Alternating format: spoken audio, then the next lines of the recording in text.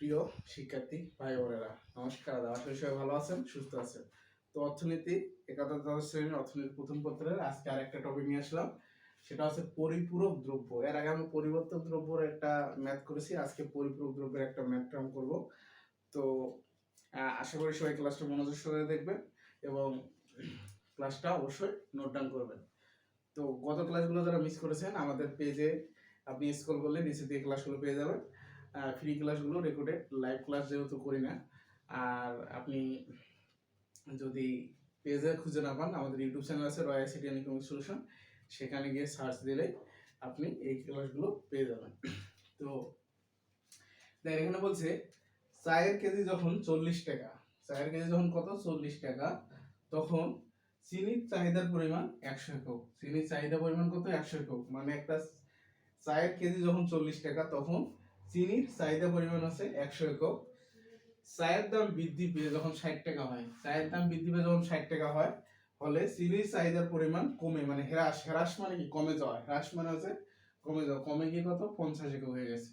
তাহলে কি, যখন চিনি, যখন একটা চায়ের কেজি 40 টাকা, তখন চিনির দাম 100 একক। আবার যখন বৃদ্ধি পেয়ে গেছে চায়ের দাম, তখন চাহিদার পরিমাণ কমে গেছে, চিনির হ্রাস কমে গেছে বা চাহিদার পরিমাণ কমে গেছে।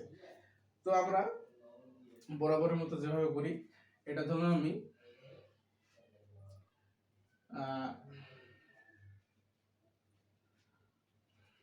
কলম ডিস্টার্ব দিতেছে,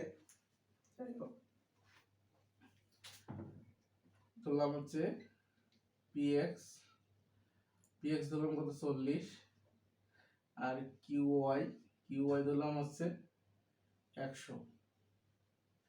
40 টাকা 100 একক। তার পরবর্তী দাম ধরে আমি ধরলাম এটা PX1 ইকুয়াল 60 টাকা, আর আছে Q1 50 একক। তাহলে পূর্বের যে দাম সেটা হচ্ছে PX ইকুয়াল 60 টাকা, আর যেটা হচ্ছে যে পরিমাণ চাহিদা একক হচ্ছে QY ইকুয়াল 100 একক। আবার পরবর্তীতে দাম বৃদ্ধি পেয়েছে 60 টাকা, ওটা হচ্ছে PX1 ধরেছে 60 টাকা। আর চিনির চাহিদা পরিমাণ হ্রাস পেয়েছে তখন হয়েছে QY1 ইকুয়াল 50 একক। এখন বরাবরের মতোই আমাদের যে সূত্রগুলো আছে সেই সূত্র অনুযায়ী কাজ করব। সেটা হচ্ছে কি, PX1 মাইনাস PX, তাহলে আমরা ধরতে পারি ডেল্টা ইকুয়াল PX। তাহলে এখানে কত আছে? PX1 হচ্ছে 60 আর হচ্ছে PX হচ্ছে 40। তাহলে এখানে আমরা পাই কত? 20 টাকা। আবার যদি পরবর্তী ধরি কি, QY1 মাইনাস QY, এটা আমি ডেল্টা ধরতে পারি, ডেল্টা QY। তাহলে এটা মাইনাস করব কত? 50 মাইনাস 100 একক। তাহলে এটা আসতেছে মাইনাস 50 একক। তো আমাদের যে এখানে যে তথ্যগুলো আছে, এই তথ্যগুলো দিয়ে আমাদের যে মানগুলো বের করে নিলাম, যে কোনটা কি মান ধরলাম, এই মানগুলো আমরা বের করে নিলাম। এখন আমাদের কাজ হচ্ছে সূত্রের কাজ। আমরা সূত্র অনুযায়ী কাজ করব। তাহলে আমরা এখানে লিখতে পারি কি, সুতরাং সূত্রটা কি হচ্ছে? সূত্রটা হচ্ছে EC equal delta QY by delta PX, আর এখানে ধরলাম PX বাই QY। জাস্ট এখন আমরা সূত্র অনুযায়ী কি করব? মান বসাই দেব। সূত্র অনুযায়ী কি করব? আমরা মানটা বসাই দেব, তাহলে আমাদের ম্যাথ শেষ। তো প্রিয় শিক্ষার্থী ভাই বোনেরা, এ পর্যন্ত আশা করি সবাই বুঝতে পারছেন। অবশ্যই বুঝতে পারলে কমেন্টে জানাবেন যে ক্লিয়ার হয়েছে। কারণ এই সেম টপিক বা সেম ধরনের ম্যাথ গত ক্লাসেও সেম টপিকের একটা টপিকটা আলাদা, কিন্তু মানে নিয়ম সেম। আমি সেম নিয়ম দিয়ে করালাম কেন, যাতে আপনার নেক্সট টাইম যে অন্যান্য অঙ্কগুলো আছে যাতে একদম 100% ক্লিয়ার হয়ে যান এবং সহজে বুঝতে পারেন। আসলে অর্থনীতি কোনো সহজ সাবজেক্ট না, খুবই ইজি সাবজেক্ট।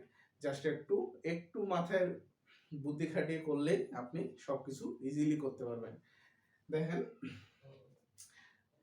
এইখানে আমি আবার এই জিনিসটা বলে দিতেছি, যারা নতুন তাদের জন্য জিনিসটা সহজ হবে, আর যারা তো আগে থেকে আমাদের ক্লাসগুলো দেখেছেন তারা খুব ইজিলি এটা করতে পারবেন। তো দেখেন পিএক্স ধরছি কত, আমি এই যে দামটাকে ধরছি পিএক্স 40 টাকা, মানে পূর্বের যে দামটা সেটা পিএক্স ইকুয়াল 40 টাকা ধরছি, এবং একক কত 100, এটা কিউওয়াই ইকুয়াল 100 একক ধরছি। আবার পরবর্তী নতুন যে দামটা বৃদ্ধি পেয়েছে 60 টাকা, সেটা আমি ধরছি পিএক্স ইকুয়াল 60 টাকা, আর নতুন যে চাহিদাটা বাড়ছে 50 একক, এটা হচ্ছে কি কিউ1 ইকুয়াল 50 একক। এখন আমি এটাকে একটু মাইনাস করে নিলাম, পিএক্স 1 থেকে পিএক্স মাইনাস করলাম, যেটা আমি ধরলাম যে পুরোটাকে ধরলাম আমি কি ডেল্টা পিএক্স, পুরোটাকে ধরলাম ডেল্টা পিএক্স, তাহলে 60 মাইনাস 40 থেকে 20 টাকা থাকে।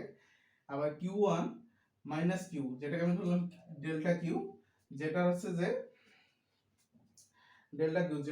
যে 50 মাইনাস 100, তাহলে কোথায় 50 100 থেকে মানে 50 থেকে 100 মাইনাস করলে মাইনাস 50 হয়, তো এখানে মাইনাস 50 একক।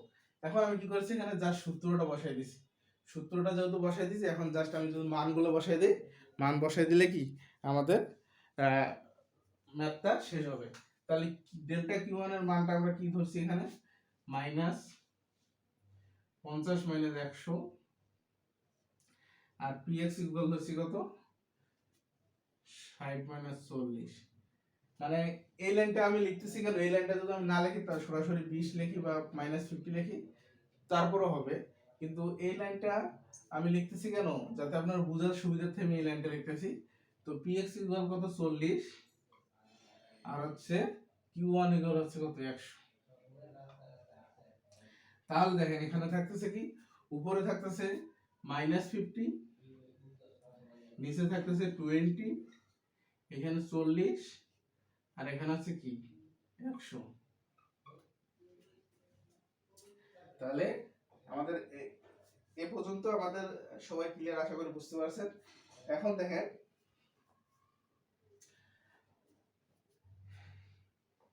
এখন এখানে আড়াআড়ি যদি করে থাকি তাহলে আমাদের এখানে গুণ করা যাইব। দেখেন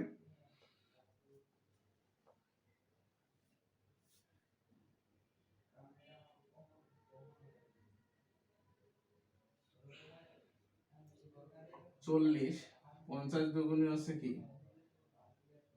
100 দুগুণে 50, আর 50 কে 50, তাহলে মাইনাস 1। দেখেন কাটাকাটিটা 20 দুগুণে 40, 2, 50 দিয়ে 2, 100 দিয়ে 2 কাটলে হচ্ছে 50, 50 দিয়ে 50 কাটলে থাকে কত মাইনাস 1, 50 কে 50 মাইনাস 1, তাহলে আমরা এখানে পেতেছি কি মাইনাস 1 বাই 0, মাইনাস 1 বাই কি পেতেছি 0 পাইতেছি, আমাদের মান আসতেছে মাইনাস 1 বাই 0। তাহলে এই মানটাকে আমরা কি বলতে পারি, ঋণাত্মক মান বলতে পারি।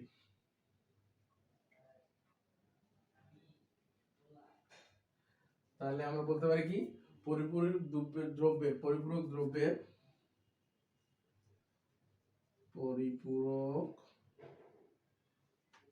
দ্রব্য মান মাইনাস 1 বাই 0